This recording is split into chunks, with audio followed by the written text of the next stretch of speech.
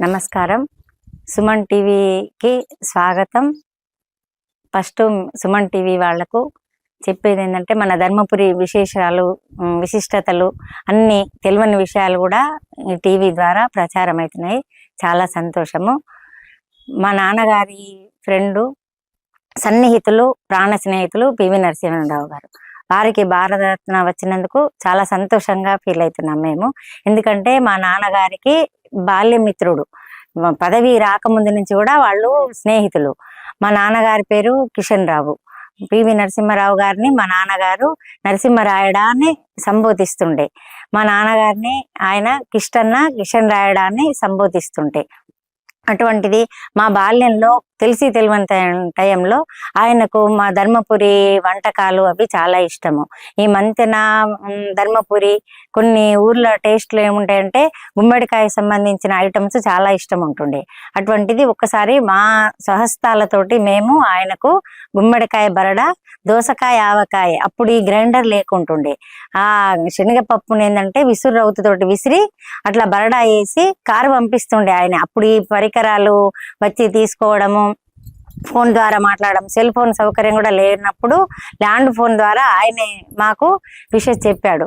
అది చిన్న చీటి మీద పిల్లలకు ఆశీస్సులు అని పంపాడు ఆయనే.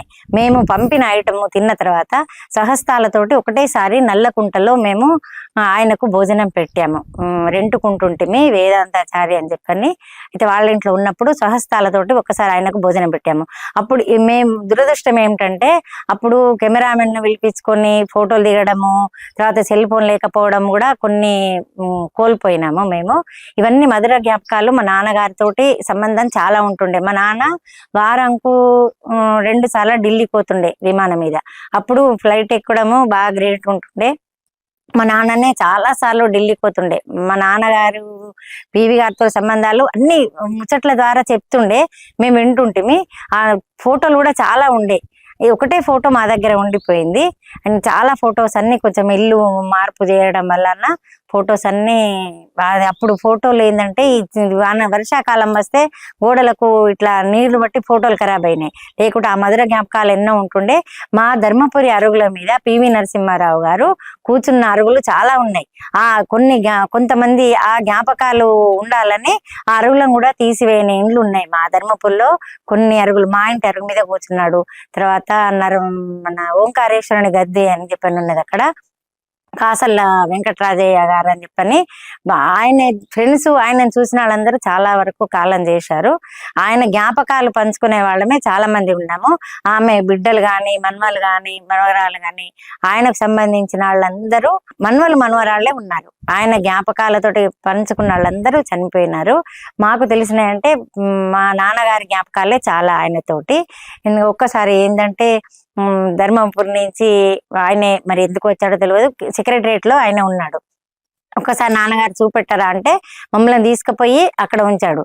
అయితే అక్కడ వాళ్ళు అలో చేయలేదు. అయితే పలానా ధర్మపురి వాళ్ళట అనగానే వెంటనే ధర్మపురి వాళ్ళంటే ఆయననే బయటకు వచ్చి మమ్మల్ని చూసి, అంటే మేము 2 కాళ్ళు ముఖ్యం, పాదాభివందనం ముఖ్యం కదా, ఆయన పాదాలను తాకిన అదృష్టం కూడా మాకు చాలా ఉన్నది.